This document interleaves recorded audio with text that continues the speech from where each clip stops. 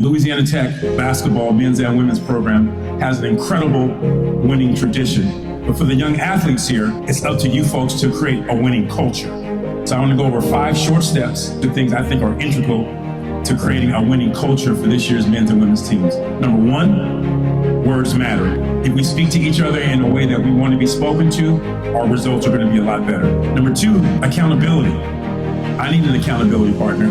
I have a group of high school friends. Every day we send a text. Who worked out today? I might be at home at 7 o'clock watching my favorite show, Survivor, real story, with my wife, and I get a text, oh, Aaron got in 12,000 steps today. I check my Fitbit. I tell my wife, I need 30 minutes. I got to go outside and get a lap around the block.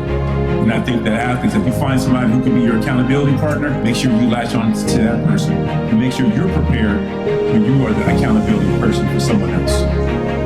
3, trust.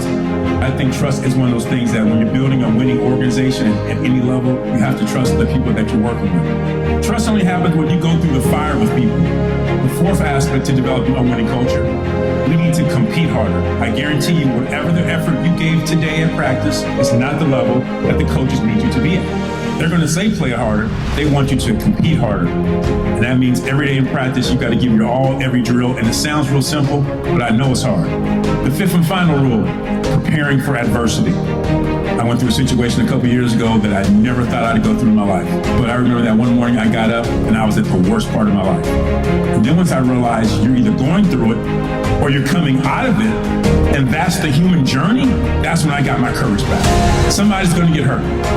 Ankles getting twisted, broken fingers, playing time's going to get decreased, shooting percentage is going to go down.